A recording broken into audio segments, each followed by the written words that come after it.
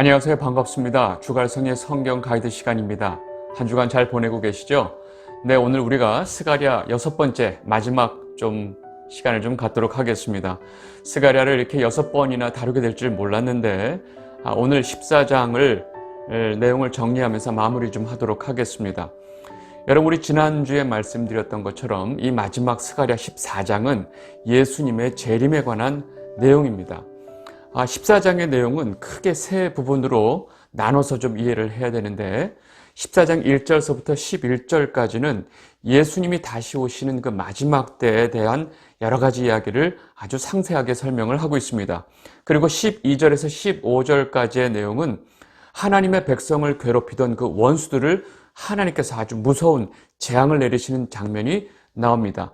그리고 마지막 16절에서 21절의 내용은 온 세상 왕들이 하나님을 예배하는, 즉 메시아 왕국의 모습을 보여주고 있습니다.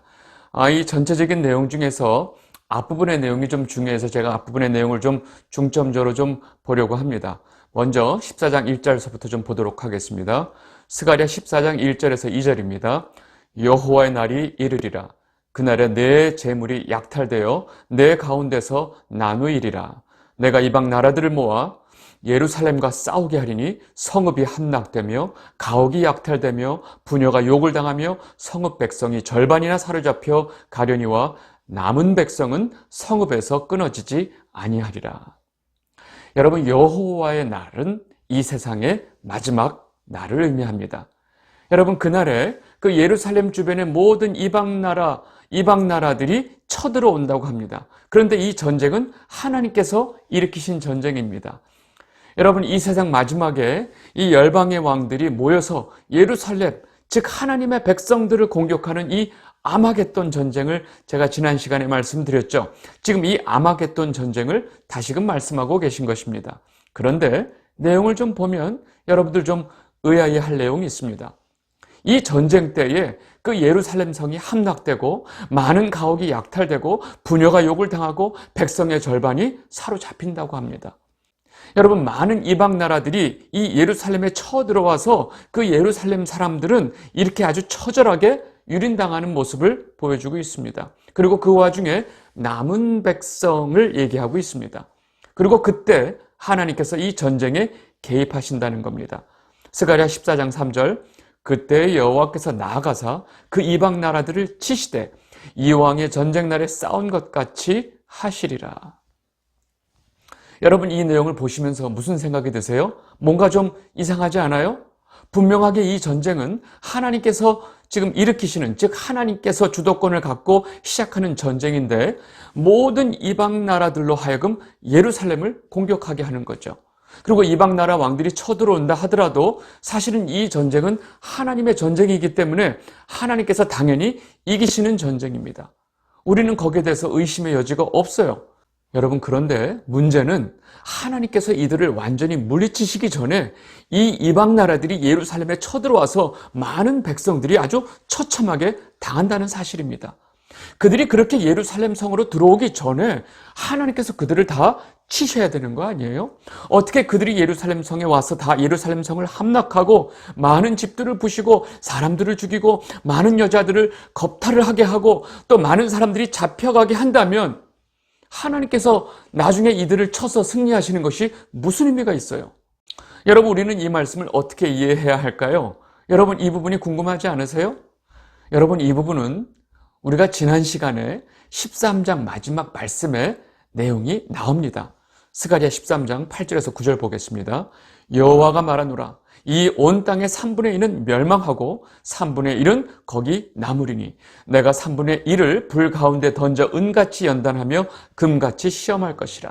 그들이 내 이름을 부르리니 내가 들을 것이며 나는 말하기를 이는 내 백성이라 할 것이요 그들은 말하기를 여호와는 내 하나님이시라 하리라. 여러분, 지금 하나님의 백성들, 즉 예루살렘 성에 있는 그 모든 백성들 중에 3분의 1은 멸망할 것이라고 하나님이 분명히 말씀하셨죠. 그리고 오로지 3분의 1만 하나님께서 따로 빼서 또 그들을 은과 금같이 아주 불같은 시험으로 연단할 것이라고 말씀하고 계신 것을 우리는 13장 마무리에 봤습니다. 지금 그 내용이 이제 실현되고 있는 것을 지금 14장 앞부분에서 보고 있는 것입니다. 여러분, 이 남은 자들이 이 불같은 시험을 받게 되고 3분의 2가 이렇게 멸망당하게 대하는 이런 내용에 대해서는 제가 지난 시간에 아주 자세히 설명을 해드렸기 때문에 이 말씀은 제가 넘어가도록 하겠습니다. 그 다음 말씀 보겠습니다. 스가랴 14장 4절에서 5절입니다. 그날에 그의 발이 예루살렘 앞 곧 동쪽 감람산에 서실 것이요. 감람산은 그 한가운데가 동서로 갈라져 매우 큰 골짜기가 되며 산 절반은 북으로 절반은 남으로 옮기고 그 산 골짜기는 아셀까지 이를지라. 너희가 그 산 골짜기로 도망하되 유다 왕 우시야 때에 지진을 피하여 도망하던 것과 같이 하리라. 나의 하나님 여호와께서 임하실 것이요 모든 거룩한 자들이 주와 함께 하리라. 아멘. 여러분, 지금 이 말씀에 대해서 좀 우리가 좀 자세히 봐야 합니다. 지금 4절 말씀 보면 그의 발이 예루살렘 앞 동쪽 감람산에 서실 것이요 라고 하는 말씀이 있죠. 여러분, 이 말씀을 가지고 많은 사람들이 예수님이 다시 오실 때 감람산으로 재림한다고 지금 오해를 하고 있는 것입니다. 또 이들이 이렇게 생각하는 이유가 있는데 그것은 예수님이 승천하시는 장소가 감람산이었고 이 제자들이 예수님 올라가시는 모습을 보고 하늘을 쳐다보고 있으니까 천사 2명이 내려와서 너희들 뭘 그렇게 하늘을 보고 있느냐? 지금 너희들이 본 대로 주님은 다시 오시리라 하는 말씀이 있습니다. 사도행전 1장 11절에서 12절입니다. 이르되 갈릴리 사람들아 어찌하여 서서 하늘을 쳐다보느냐? 너희 가운데서 하늘로 올려주신 이 예수는 하늘로 가심을 본 그대로 오시리라 하였느니라. 제자들이 감람원이라 하는 산으로부터 예루살렘에 돌아오니 이 산은 예루살렘에서 가까워 안식일에 가기 알맞은 길이라. 여러분, 지금 이 두 말씀을 근거로 많은 사람들이 예수님께서 다시 감람산에 재림하신다고 믿는 겁니다. 여러분, 예수님이 구체적으로 감람산에 딱 재림하신다고 생각을 하기 때문에 지금 그 이스라엘이 너무 중요하게 여겨지는 거예요. 그래서 이 이스라엘이 너무 중요하다고 여겨지니까 그 중동 지방 이스라엘과 팔레스타인 지역에 대해서 굉장히 관심을 갖고 예수님이 이곳으로 재림하신다고 하면 그 전에 이런 일이 일어날 것이다 라는 것을 지금 추측을 하고 아주 많은 이야기들을 만들어내고 있는 것입니다. 여러분, 지금 예수님께서 구체적으로 재림하시는 장소가 그 감람산이다라고 이해하는 것이 얼마나 문제가 있냐 하는 것은 사실 그 말씀 뒤에 나오는 스가랴의 말씀을 좀 보면 금방 알 수 있습니다.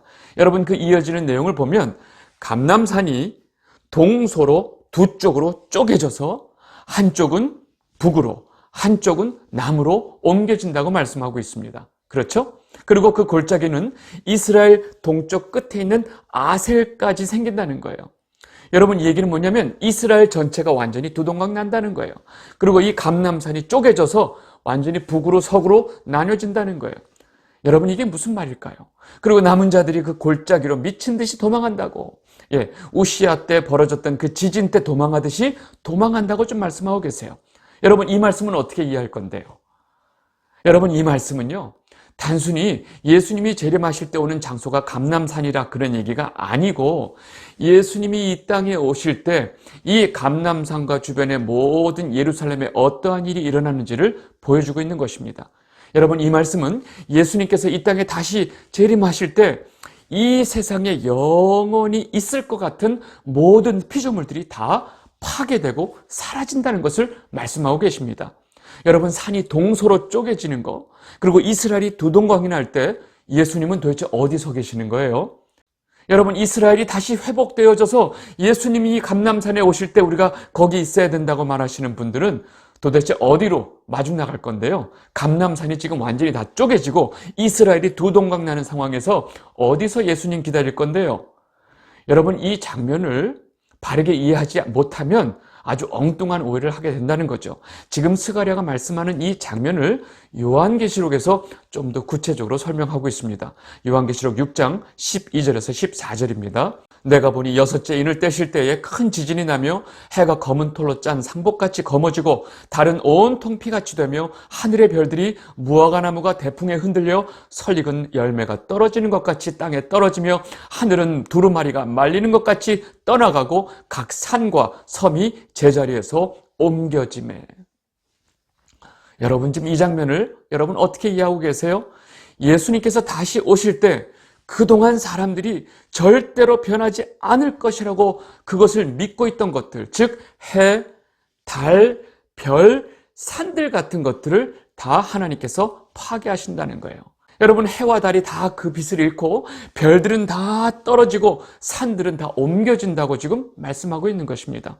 여러분 그 모든 피조물들이 하나님께서 만드신 것인데 그동안 우상 숭배하는 인간들이 해를 섬기고 달을 섬기고 별을 섬기고 또 산을 신으로 섬겼기 때문에 하나님께서 그 모든 것들이 하나님 손에 있는 하나님이 지으신 피조물인 것을 분명히 보여주시기 위해서 이러한 일들이 일어난다는 것입니다. 이해하셨어요? 그렇다면 결국 예수님께서 오시고 하나님 나라가 완성되기 전에 이전에 하늘과 땅은 다 없어지게 된다는 것입니다. 요한계시록 21장 1절 또 내가 새 하늘과 새 땅을 보니 처음 하늘과 처음 땅이 없어졌고 바다도 다시 있지 않더라. 여러분 방금 전에 우리가 본 스가랴 그 14장의 4절에서 5절 말씀을 지금 요한계시록이 이렇게 자세히 설명하고 있는 것입니다. 여러분 이 말씀은 전체적으로 이해하면 감람산이라고 하는 것은 예수님께서 재림하시는 구체적인 장소로 이해하는 것이 아니고 전체적인 이 천체가 어떻게 되는 것인지를 말하는 것에 포인트가 있다는 것입니다. 여러분 예수님께서 마태복음 23장에 지금 예수님께서 다시 오시는 상황을 아주 정확하게 구체적으로 설명하고 계십니다. 마태복음 24장 30절 그때에 인자의 징조가 하늘에서 보이겠고 그때에 땅의 모든 족속들이 통곡하며 그들이 인자가 구름을 타고 능력과 큰 영광으로 오는 것을 보리라.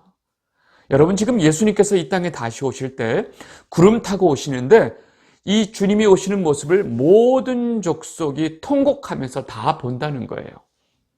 여러분 어떻게 오시길래 어디에 오시길래 이 세상의 모든 족속이 다 예수님 오시는 걸 볼 수 있을까요? 여러분 요한계시록에서도 예수님 오시는 장면을 똑같이 설명하고 있습니다. 요한계시록 1장 7절입니다. 볼지어다 그가 구름을 타고 오시리라. 각 사람의 눈이 그를 보겠고 그를 찌른 자들도 볼 것이요 땅에 있는 모든 족속이 그로 말미암아 애곡하리니 그러하리라. 아멘. 여러분 지금 마태복음 24장에서 예수님과 하신 말씀과 지금 똑같은 말씀을 하고 계십니다. 예수님께서 구름 타고 다시 오시는데 이 땅에 있는 모든 족속이 심지어 예수님을 찌른 자들도 예수님 오시는 모습을 통곡하면서 애곡하면서 다 본다는 것입니다. 여러분 지금 마태복음에서도 요한복음에서도 예수님께서 지금 구름 타고 오신다고 말씀하시는데 여러분 예수님께서 손오공같이 구름 타고 오신다는 얘기인가요? 아니죠. 여러분 구름은 성경에서 하나님의 능력과 하나님의 영광을 나타냅니다. 그리고 하나님께서 인간들에게 나타나는 그 임재, 하나님의 강한 임재 속에 항상 구름이 등장을 합니다. 그래서 구름이라는 것은 하나님의 영광과 하나님의 능력과 하나님의 임재를 설명하고 있습니다. 지금 예수님께서 오실 때 구름 타고 오신다는 얘기는 다시 말해서 예수님께서 하나님으로서 하나님이신 예수님께서 이 땅에 다시 오신다는 것을 강조하고 있는 것입니다. 그래서 예수님께서 다시 오실 때 구름을 타고 온다고 구름이 등장하고 있는 것입니다. 여러분 모든 족속이 예수님 오시는 것을 본다고 분명하게 말하고 있는데 어떤 특정 장소에 예수님이 오신다고 말하는 것이 말이 될까요? 그리고 지금 우리가 본 이 마태복음의 말씀과 이 요한계시록의 말씀을 스가랴도 아주 똑같이 말씀하고 있어요. 여러분 스가랴 14장 5절 끝부분만 보겠습니다. 스가랴 14장 5절 나의 하나님 여호와께서 임하실 것이요 모든 거룩한 자들이 주와 함께 하리라. 여러분 이제 이 말씀이 이해가 되세요? 다시 오시는 예수님의 모습을 하나님께서 임하신다라고 좀 말씀하고 있고 이 땅의 모든 하나님의 백성이 주님을 보고 주님을 맞이하고 그 주님과 함께 한다고 정확하게 스가랴가 지금 말하고 있다는 것입니다. 그렇다면 스가랴 14장 4절에서 5절 말씀 전체적으로 그 말씀을 이해해야지 그 한 말씀 가지고 예수님께서 감람산에 오신다고 오해하는 것은 좀 문제가 많다는 것이죠. 그리고 이 사실을 기본으로 예루살렘이 회복되어야 한다고 외치는 자들이 그렇게 많다는 사실입니다. 여러분, 성경을 전체적으로 일관성 있게 해석하지 않고 자기들이 원하는 부분만 가지고 문자적으로 해석할 때 이런 문제가 자꾸 생긴다는 것입니다. 이해하셨죠? 네, 이 부분에 대해서는 여러분들 분명히 알게 되시기를 바랍니다. 그 다음 말씀 보겠습니다. 스가랴 14장 6절에서 7절입니다. 그날에는 빛이 없겠고 광명한 것들이 떠날 것이라. 여호와께서 아시는 한 날이 있으리니 낮도 아니요 밤도 아니라 어두워갈 때 빛이 있으리로다. 여러분, 광명한 것들이 떠날 것이다. 여러분, 이 세상에 빛을 내는 모든 광명체들, 즉 해, 달, 별들이 다 떠날 것이다 라는 말씀입니다. 여러분, 예수님께서 다시 오실 때 이 땅의 모든 광명체들이 다 떠날 것이라는 것은 방금 전에 우리 지금 이 마태복음과 요한계시록에서도 똑같이 설명하고 있습니다. 제가 다시 한번 보여드리겠습니다. 마태복음 24장 29절, 그날 환란 후에 즉시 해가 어두워지며 달이 빛을 내지 아니하며 별들이 하늘에서 떨어지며 하늘의 권능들이 흔들리리라. 마태복음에서 분명히 말씀하고 계시죠? 그 다음에 요한계시록 6장 12절 13절입니다. 내가 보니 6째 인을 떼실 때에 큰 지진이 나며 해가 검은 털로 짠 상복같이 검어지고 달은 온통 피같이 되며 하늘의 별들이 무화과나무가 대풍에 흔들려 설익은 열매가 떨어지는 것 같이 땅에 떨어지고. 여러분, 지금 마태복음과 요한계시록이 똑같은 이야기를 하고 있다는 거 아시겠죠?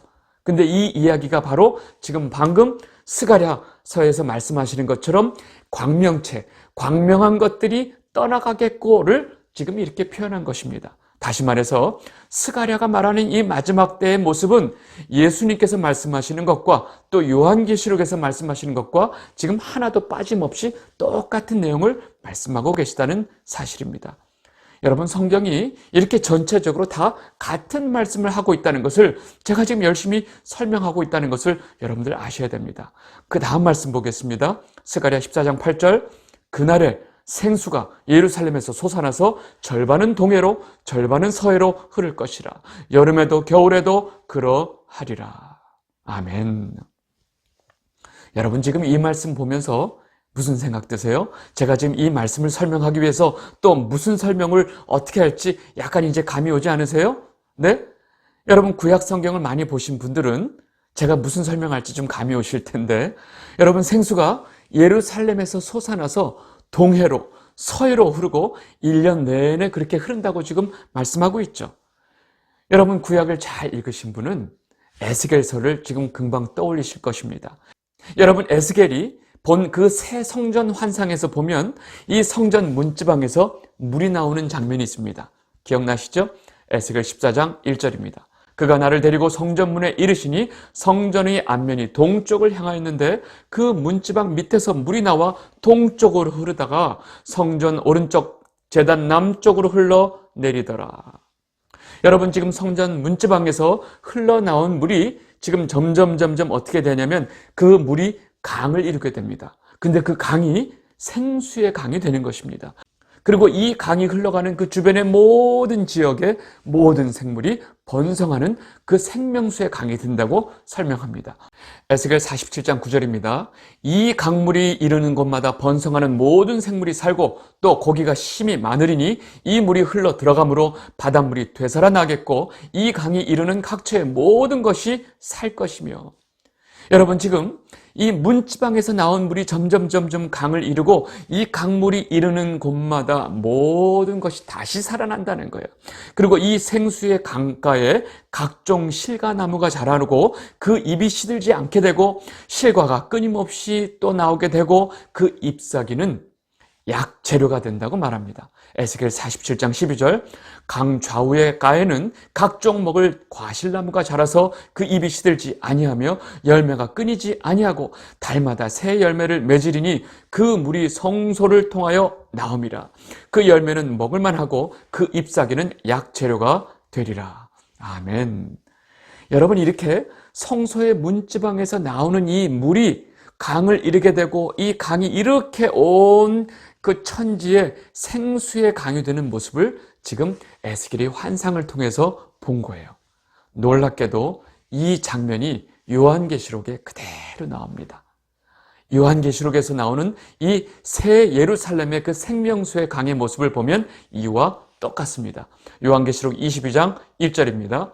또 그가 수정같이 맑은 생명수의 강을 내게 보이니 하나님과 및 어린 양의 보좌로부터 나와서 길 가운데로 흐르더라.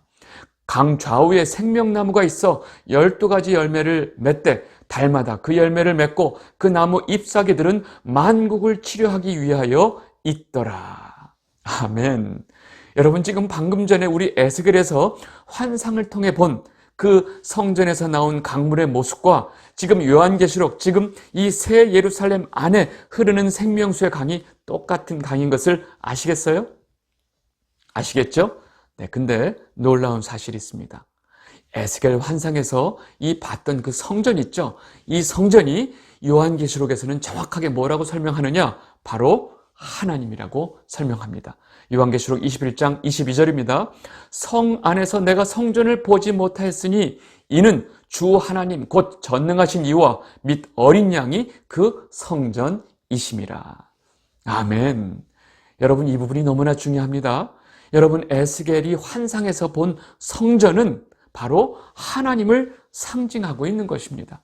요한계시록에 이것이 정확하게 나오고 있죠. 근데 지금 다시금 이 동물 제사를 드리는 성전으로 이 성전을 오해해서 다시 지금 이 성전을 세우려고 하는 사람들이 있어요. 여러분, 성경을 잘못 오해하면 엄청난 일이 벌어지는 거예요. 여러분, 구약에 동물 제사를 다시 드리는 성전을 세우겠다는 것입니다. 여러분, 잘 생각해 보세요. 구약의 모든 동물 제사는 무엇을 모형하고 있었죠? 바로 예수님의 십자가 사역을 모형하고 있었어요. 여러분, 예수님께서 단번의 제사로 십자가에 돌아가심으로 인해서 그 모든 구약의 모든 제사는 다 폐지가 된 것입니다. 구약의 그 모든 그 제사에 관한 율법을 예수님께서 완성시키신 것입니다. 여러분, 이미 예수님께서 그 모든 것을 성취시키고 율법을 완성했는데 다시 동물 제사를 드리는 성전을 짓겠다고 하는 게 말이 될까요? 예수님의 이 십자가의 모든 사역들을 완전히 무시하는 일이고 예수님의 이 십자가의 피를 완전히 무효화시키는 일이 되는 것입니다. 여러분, 다시금 동물 제사를 드리는 이 성전을 세우겠다고 하는 자들은 유대인인데 그들은 예수님을 믿는 자들이 아니라는 것입니다. 그들은 다시금 메시아를 기다리고 있고 예수님이 아닌 자신들을 구원해 줄 메시아를 다시 기다리고 있기 때문에 이런 일을 벌이고 있는 것입니다. 여러분, 지금 그들이 이렇게 동물 제사를 하는 성전을 다시 세우려고 하는데 그 성전을 보통 제3성전이다 이렇게 말을 하고 있습니다. 이 영상을 보고 계신 주갈성 성도 여러분, 성경이 말하는 제3의 성전은요, 예루살렘의 그 이슬람 돔을 무너뜨리고 세우는 성전이 아니고 바로 성도, 바로 하나님이 지금 우리와 함께 하신 이 교회가 바로 제3의 성전이라는 것을 분명히 아셔야 합니다.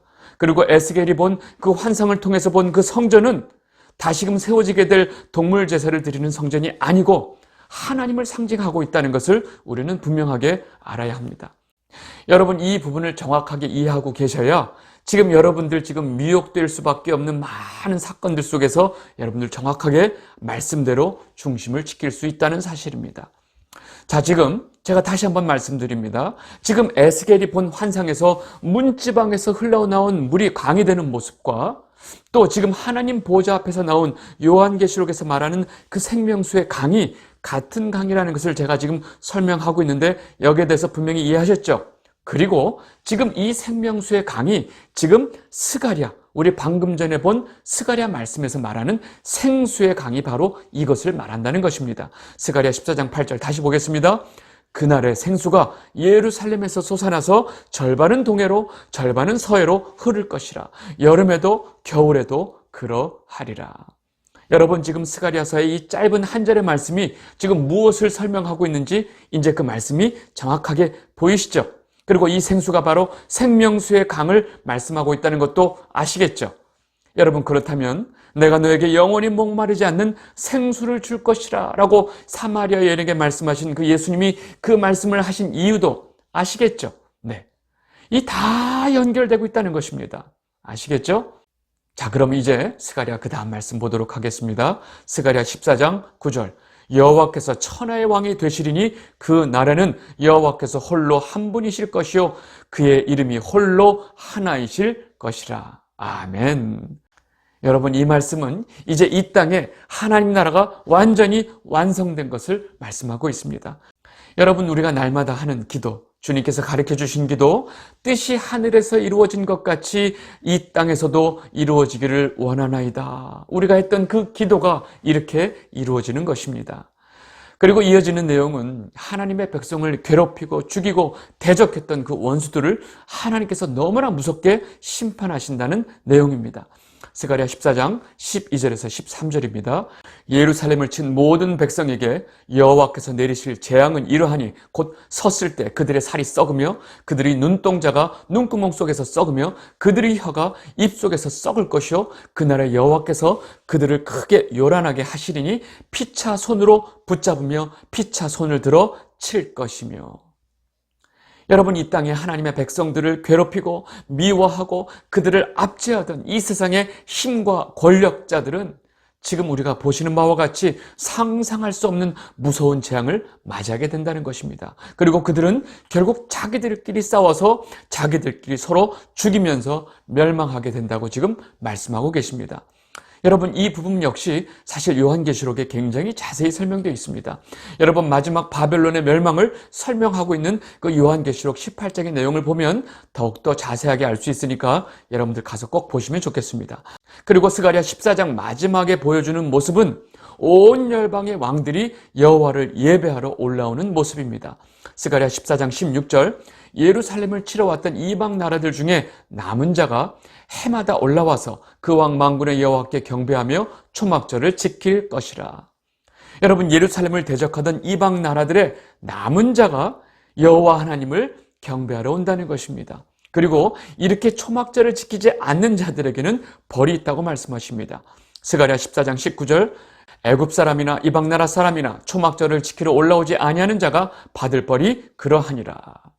여러분 스가랴의 마지막 부분을 전체적으로 이해하시면 온 세상이 여호와 하나님께서 통치하는 세상이 된다는 것을 정확하게 보여주고 있습니다. 결국 스가랴의 마지막 보여주는 세상은 하나님께서 통치하는 하나님 나라의 완성을 정확하게 보여주고 있다는 것입니다.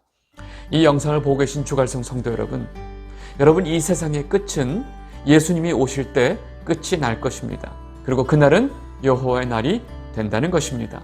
이 세상에 하나님을 대적하는 자들은 그 날은 엄청나게 그들에게 두려움과 공포의 날이 될 것입니다. 그런데 성도인 우리에게는 우리가 그렇게 바라고 기도하던 하나님 나라의 완성이 되는 날이 되는 것입니다. 성도는 바로 이 날을 소망하고 기도하며 기다리는 자들이 바로 성도인 것을 우리는 분명히 알아야 합니다. 하나님께서 이렇게 온 세상을 다스릴 때가 오고 있는데 마치 자신들이 하나님인 것처럼 자신들이 온 세상을 다스리려고 하는 자들이 있습니다. 여러분 우리 눈에 보이는 그들의 권세는 어마어마합니다. 그런데 우리는 절대로 그들을 두려워할 필요가 없다는 것입니다. 왜냐하면 우리는 사람들 눈에 보이지 않는 이 엄청난 하나님의 능력과 영광을 볼 수 있는 자들이기 때문에 그렇습니다. 여러분 모두 하나님께서 온 세상을 통치할 그날을 소망하고 기다리는 여러분이 되시기를 진심으로 바랍니다. 이렇게 스가랴는 마무리 정리하도록 하겠습니다. 감사합니다.